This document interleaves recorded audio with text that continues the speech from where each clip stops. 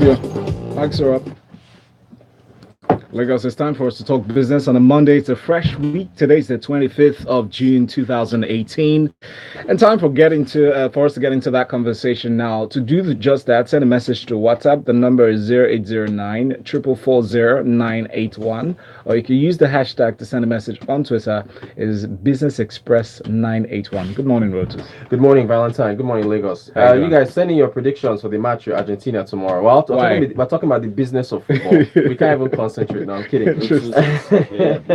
I'm very nervous. Very, very nervous. Ugo Dre, good morning to you. Morning. Good morning, Kayode from ARM. Welcome, gentlemen. All right, real quick. Friday, market was down by 0.76%. Year to date, we're down by 1%. 37,862 points is where we closed. Sovereign Trust Insurance was the top gainer. Honeywell Flour Mills was the top loser. Let's jump quickly into what's been going on. Kayode, OPEC, the meeting on Friday, I think it was in Vienna, Abi. Please give us an update on what's been going on there as far as outputs for the body. Okay, so before the meeting, so what I mean, just to recap, last year, they decided to cut production to place a quota on each of them's production, and so they decided to cut about 1.6, 1.2 from OPEC and 600 from Russia and the likes. But what happened over the last 6 months is the fact that Saudi and Russia has overcut more than what they meant to cut. Okay. And so the compliance level was around 152%. Okay. So what decided was to bring that down to 100%. But that means that's about 1.2 million barrels increase in crude oil.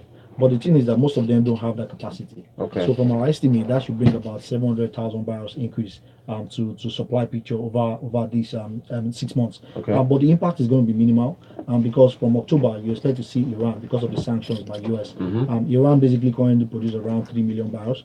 So with the sanction, I think that should come down to about 1.5. So what do you mean is that overall the net impact will still be lower supply, because 1.5 minus 700, you still see that impact on the overall crude oil price. Okay. So for that, I don't think it's going to be anything major. There will be a reaction first to crude oil price, maybe to come down slightly, but later on the fundamental picture will still change, and you start to see prices remain stable. So I think for the rest of this year, you see price between $75 to $70 per barrel. Okay. So that I take it that's decent for us. Yes? Yeah, that's very decent for us. Okay, Ugo Dre, also out of this meeting, I'll get your thoughts on this. I mean, there's also side talk about Russia wanting to join forces with Saudi Arabia to form some OPEC plus body, I guess in reaction to some a bill from the United States. What do you think about that? Is there anything to take out of that? Yeah, so this is in response to Donald Trump's threat that they were going to form their own OPEC, which is non-oil producing countries. Yeah. So Russia obviously will not want to join forces with America with anything like this. Right. And I also doubt that Norway will join as well. So when you have Russia and Norway out of the picture, I mean, I don't know who else the US want to join forces with, right, except probably Canada. And then if you look at the current situation of things, the US is actually not in the good books of Canada currently, at least economically, and at least Donald Trump is not. The US is also not in good terms with the West currently, in terms, if you look at the trade war that's going on. So I doubt this will go anywhere far, at least in the next few months. But Russia, of course, is playing defensive, and Russia has actually been able to outsmart the US lately, especially when it comes to politicking and diplomatic relations across the world. So no immediate threat, but the only problem is that now that they've mooted this, somebody else who might have better rating than Donald Trump could dust this up again in 3 or 4 years' time, and it could be a threat. But for now, no pressure on Nigeria. Nigeria actually isn't part of, was not required to cut oil production. Right. So whatever it is that's going on, that doesn't actually affect us, except for price. And just like how they had said, we expect price to be within $70 and $75. So no immediate threat. Yeah, okay, cool. Let me stick with you because, of course, the oil benchmark does tie into our budget. There's a story here from Nairametric, some red flags in the 2018 budget. I like that headline. Can you take us through some of these red flags? Yeah. So we have a budget 9 trillion plus. I think that's the highest ever we've ever seen in Nigerian history. Huge stuff. But of course, there are a lot of assumptions there that were actually, maybe if I can use the word outlandish. GDP growth rate 3.5%. We don't see that happening. Even the IMF said we might probably do 2.1 if we're lucky. Okay. But the government is benchmarking at 3.5. It did the same thing last year. we never got close to the GDP target that you said last year. Daily output as well. Government, I don't know why they always keep doing this 2.2, 2.3 billion barrels per day. Right. And we never seem to achieve it. I mean, for the last 10, 12 years, I can't remember. I think we probably only did this once in 2004, something if I'm not mistaken. Yeah. But then the government always likes to benchmark at 2 million plus barrels per day. Okay. In terms of revenue as well, government is very bullish. I think last year, I think the revenue tag was about $5 million. They never got anywhere close to that. Perhaps maybe if we get numbers for this quarter, because I think the budget ran from mid last year to mid this year, so Yeah. we'll probably get the last quarter's actual budget and details. Maybe it might be better, but nowhere close. I don't see the government getting this kind of revenue this year as well. Of course, reliance is usually heavily on oil production, less on taxes. But I doubt that the government will hit this budget benchmark. And debt service as well is one that was a red flag. I can't want to call that a red flag. Yeah. Nigeria is borrowing astonishingly. So you expect that debt service as a percentage of budget of capital expenditure will continue to rise. I think currently the government put it at 71.4%. That is So massive. we're spending 71.4% of our capital expenditure on Right, debt service. on debt. And if you remember that in 2005, this was one of the reasons why we actually went to why we actually caught that Paris debt deal. Paris one, yeah. Because the narrative then was that we need to stop spending, we need to stop servicing debts and channel that money into capital expenditure. Hey, things have changed now. Recurrent expenditure as well, as a percentage of capital expenditure, has sort of balanced out in the last few years. Before it used to be like 70, maybe 30 or so, but these days it's getting better. But nevertheless, the government increased recurrent expenditure by 522 billion this year compared to capital expenditure of 5.2 billion. So, but we want it the other way around, right? Yeah, so we want to see right. capital expenditure go up and actually see recurrent expenditure taper down. So these are just some of the things that we've seen in the budget that give us a bit of concern. But nevertheless, Rotus, all we just need for the government to do is just implement this budget to the letter, especially capital expenditure side of it. They would always do 99% of the current expenditure. You can Right, we can bet on that. Capital Yeah. expenditure is where the problem is. I don't want to mention National Assembly budget. That was a bit annoying, but let's just go there. For freshly pressed. Any as far as any spending, do you think any spending can happen between an election time? If they're trying to Yeah, I mean, so every the year before election, that's where you have one of the highest budget implementation, especially from recurrent and capex. So you definitely see that. And the good side is, I think even though the revenue can be quite ambitious, but when you compare the actual from last year to this year, it's going to be quite significant because of one, higher prices and production, but then two, taxes. Because last year's taxes was about from 2016 when we were in a recession. So most of the 2017 recovery, you see that coming in by June in terms of taxes. So I think the government will be able to do that, and then that will actually reduce their deficit. If you even look at the debt picture, where DMO released the debt stock for up to first quarter of this year, what you discover is the fact that domestic debt did not increase. So it was a flat when you compare it to Q4 last year. And then what you saw was the increase in external debt. So I think another side is that the debt strategy of actually reducing their domestic debt burden is beginning to play. So probably you might see some improvement in terms of debt service this year, and debt service to revenue, because one, revenue picture will increase, and then two, that debt service might actually start to taper down, except there's an exchange rate risk. Okay. This year. All right. Rest assured, Rotus, salaries will be paid. Of course. Not required expenditure. we can bet on it. For sure. You're fine. Go to sleep. They will pay you. You're totally fine. All right. Okay. I alluded to this at the beginning of the show. World Cup. A headline here from the Business Day.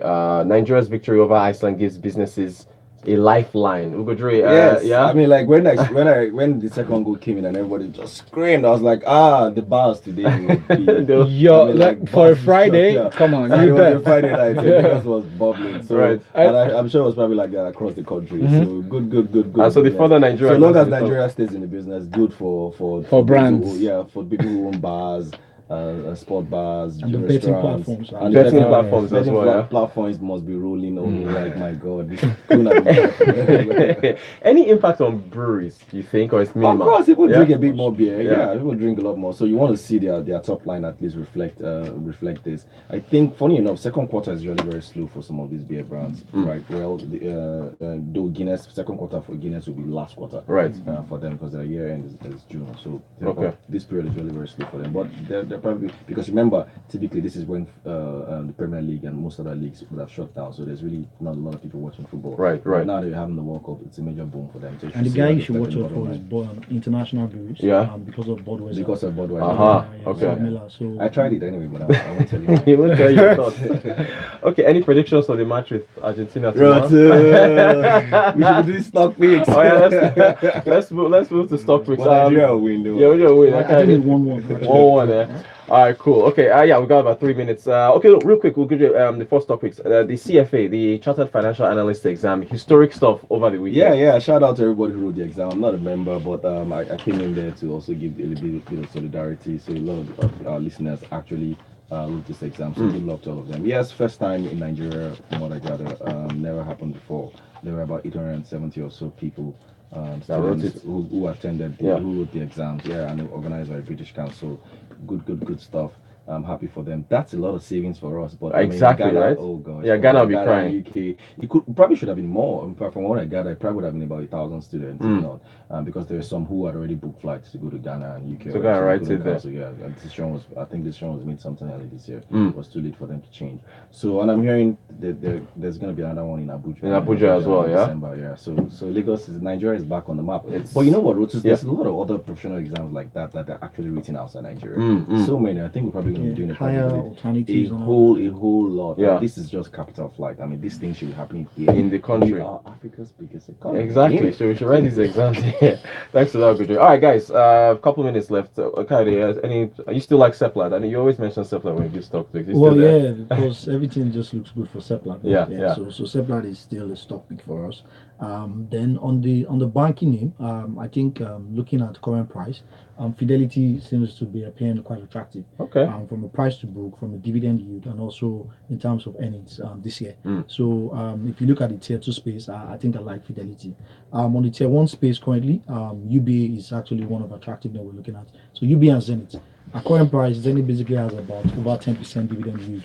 And then earnings half year will actually be good when you compare it year on year. So for the banking names, those are the two stocks. Okomusu also seems attractive, even though prices have still run ahead, but we're still looking at somewhere around 10. Where our fair value estimate, and so I think Okumu is actually a stock to buy currently. Yeah. Ugo Dre, what do you like? I've had Okumu for 3 years. Oh, yeah, enjoying. Hold on to it jealously. So on my watch list this week, a mixture of stocks. I have NEM Insurance on my watch list. Wow. Interesting. So NEM last week, there's a cover story on Nairametric this morning. NEM Insurance had an EGM last week, in case you didn't know, and they agreed that they were going to raise capital. 1 billion units at 2.50 naira per share, which is guess what? It's going to be a private placement. A shocker. Oh wow! Have a private placement. Why not the public offer or was it right issue? So quite surprising. I think there's probably going to be shareholder wrangling somewhere, and people are not going to like this. I don't know why NEM is also raising money. The balance sheet looks really strong. 14 billion naira in balance sheet, 10 billion in net assets. So a bit of a surprise there. So I'm going to be looking at that shares because there's probably going to be a rally. In the stock price. You own that shares, but I just watch it this week. Yeah, Okay. There's probably going to be a rally at some point. And FCMB also on my watch list. They haven't released their Q1 2018 yet, which is a bit of a concern. The stock has been getting a battering lately, so it's on our watch list. Better Glass, I missed that stock last year. It's also one of the kind of stocks that you want to buy and just keep.